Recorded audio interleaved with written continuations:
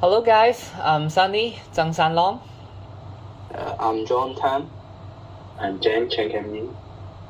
I'm Kelvin, Wong, Fung. I'm Michael, Wong, Shing. Okay, so today we're going to discuss about what makes a successful, sustainable urban community of the future. So we decided to focus on 2 points, transportation and eco-technology. So who wants to go first? Let me first. So I think if we would like to have a sustainable, successful community, I think that we need to have a safe, efficient public transportation, as the street design prioritize the pedestrian over the cars. So I will give the example is the Barcelona's superviews is traffic is channeled to the outer streets, while in the inner streets become the playgrounds for the pedestrians and children. So this can encourage people to get out of their homes, increase face-to-face interactions, and improve the safety and community's development. So yeah. You have mentioned a great point that about in the transportation aspect to create or promote good transport infrastructure is a very important thing about to carry out a successful, sustainable urban communities.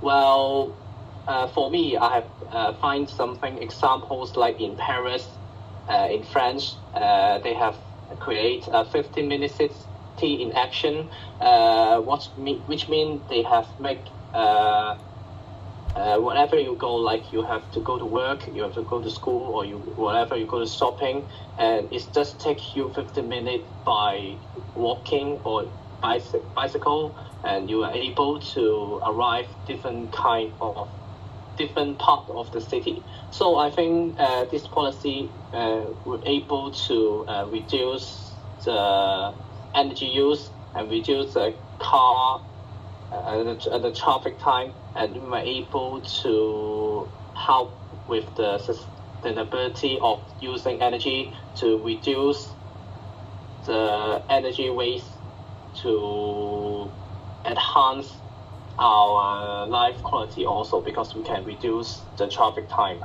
So do you guys have any suggestion about it? Transportation? I think Kelvin has made a good point that the importance of people walking instead of car. And I have some more information to add on it.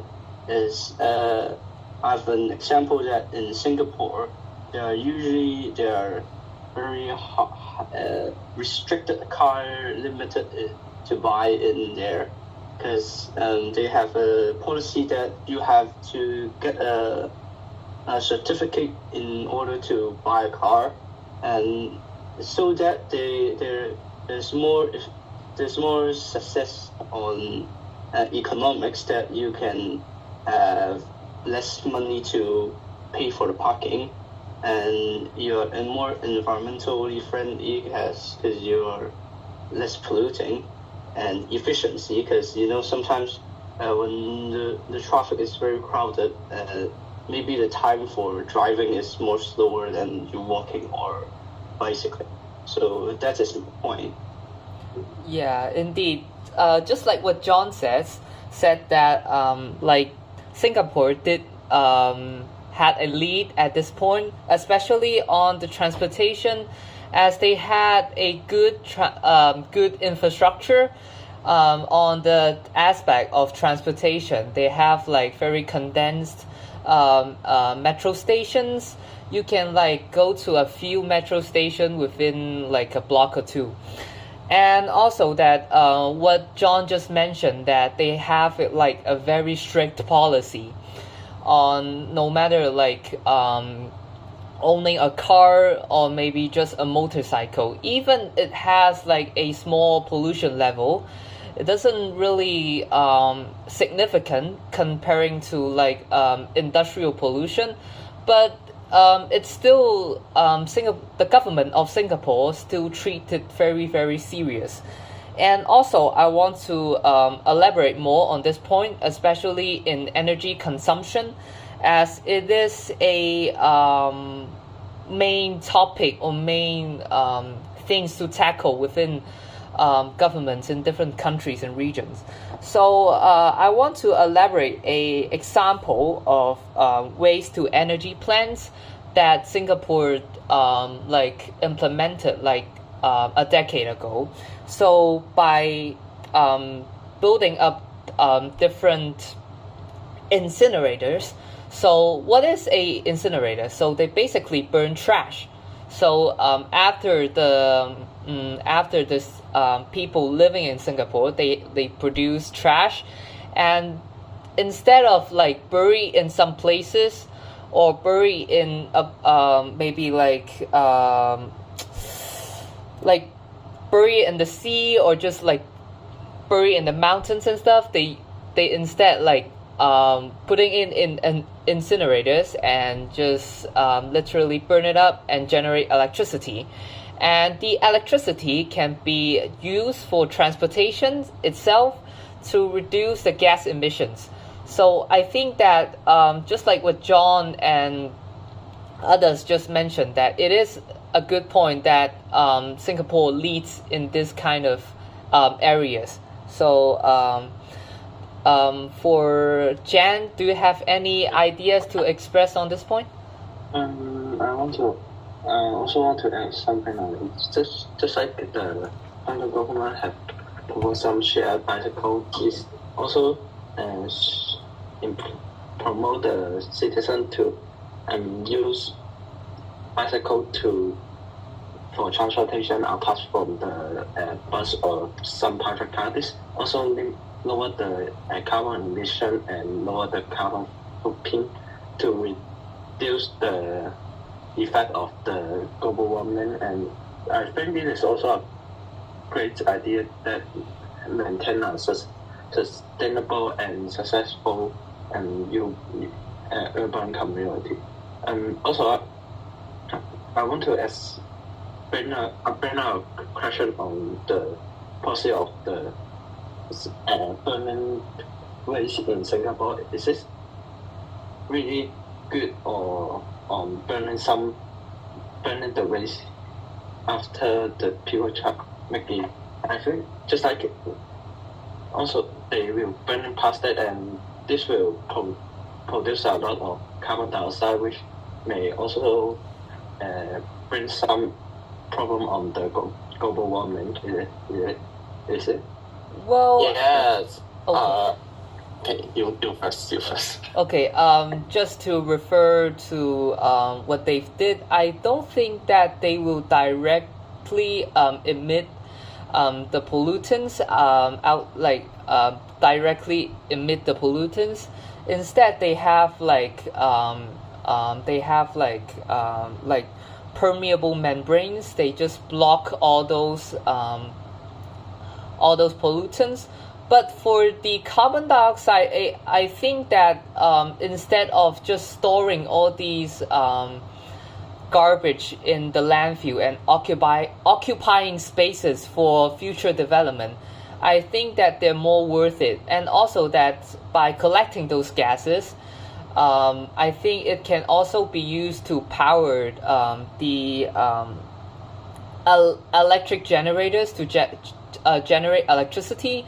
So comparing to the maybe like the greenhouse gases it emitted from the landfill, I think the carbon dioxide it emitted is pretty insignificant. No. Anything to add on to? Oh, sorry. You go first. But sorry, I think the global warming is very important, but you made a good point in Singapore, but the another example is the Copenhagen. The Copenhagen has been the steadily returning the street space from the car to pedestrians and bicycle, with over 400 km of direct 400 km of the the bike links. Over half of the Copenhagen's residents commute to the schools by the bike, and this reduces traffic the accidents, and this is important, can improve the urban air quality. So I think this is a great example for the solve the more carbon dioxide. So according to Michael's opinion, so say you mean the greenhouse gas that have saved in Copenhagen is used in Sunny's burning plastics, right? Trash, basically trash. Yeah, burning trash, right? Do you mean like this? Yeah. Okay. Do you want to share something else, or I go first? Yeah.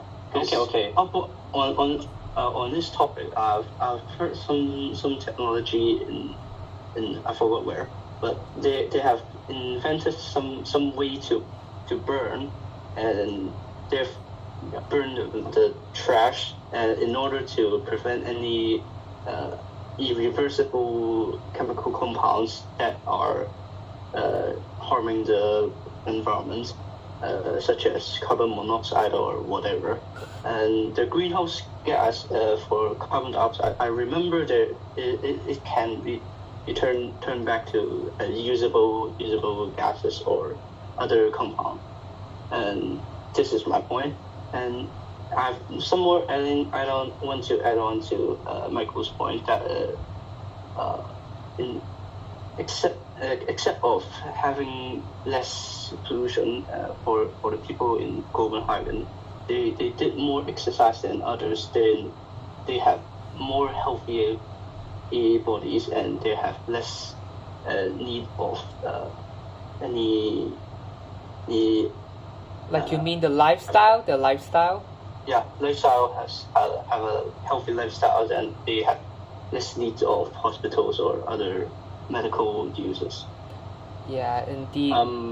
Yes. Okay. Definitely. Yeah. You go first. From my perspective, both of you have mentioned a great point, especially the point that Jen has just mentioned about the pollution problems. Well, in this day and age, the pollution problem become more serious and serious, like pollution or air pollution, like what I've just mentioned. The Francis to generate a 15-minute circle city is one purpose is about to reduce the air pollution from the car, and by reducing the car number in the city. So, well, I see that Sunny has just mentioned about burning some garbage policy to generate some electricity for different kind of use, and I think we should take the balance between the air pollution and also from the ecotech. So we can't do both great in one situation. So we have to take a balance. So although it might have some air pollution comes out after this policy, but we can generate extra energy for us, for human to use. And if we separate rubbish to correctly, and I think it can dwindle the pollution in a minimum level. So I think this is very important for us to take the balance for us to engage in a successful and sustainable urban community. So I still want to add something on it about the other aspect, like what I have searched from the Netherlands policy, and they have mentioned about they have the first city to adopt a circle economic strategy. So what circle economic means? The circle economic means that the materials they use to build some building they are all reusable. That means if one day we have to the building have to collapse or even to rebuild something, we can reuse the materials from those old buildings. So what do you guys think about this policy? The policy is just something like the recycle of the material, and Yeah. like we always recycle we use recycle the plastic bottle to and lower the waste disposal to to save more resources. Yeah, indeed. By like without extracting additional resources, just like Kelvin has just mentioned, like using previous materials from the old buildings, like crashing out the cement, or the using the metal, like the how do you explain it? Like the frames and stuff, like you melt it and reuse it again. So it prevents a problem that I have to like extract additional resources, which might cause pollution. Which I think that there is a idea of carbon neutrality without giving out extra pollution. For instance, on carbon dioxide, which it is creating a chance for us to balance our carbon emission. And also that I think that is it I mind if I elaborate more on the point of electric generation. Okay. I think none of us have mentioned about it. I have a point. May I say something? Sure. I've heard you all said the points you guys said are just the making the building itself, right? The consumption making the building itself. And I think it is not as important as it's itself when using, because there's people living there or working there, and this consumption on this is probably more pollution than building it up, right? So I think I can bring up an example that in Germany there's a solar city that's used only solar power, that to use solar power to make electricity, and that to fulfill the needs of the people, and out of this there still have some electricity left, and those can sell to the government, and they can also earn a little bit small money. Yes, Germany is the good example to use the eco technology to reduce the pollution. But another examples I would like to say, Copenhagen's, they always use the wind powers and has efficient heating system that use raise heat from the incineration plants to heat their homes, because in their country they will feel very cold always. So I think this is a good idea for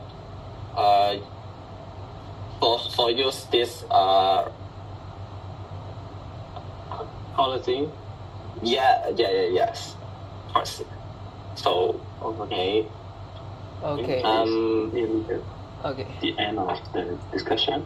So no. We still have a minute, and we still have a minute or So we two have to left. do the conclusion, right? So seems that we all have a consensus on this point, as our goal is to, like, not only our goal, like all the government's goal is in order to reduce the carbon emission and also to balance the carbon emission, and how do we like manage all these emission by implementing different policies, no matter in Copenhagen in Europe or in Singapore in Asia.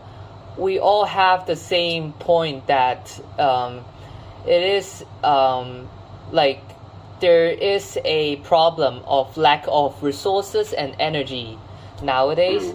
So it is important that we have to make our own actions, no matter from a person or just the whole community. They are all like responsible for the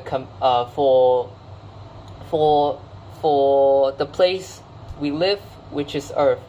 So thank you guys for this conversation. I think this is the end of our conversation. So thank you. Thank you. Thank you. Thank you. Thank you.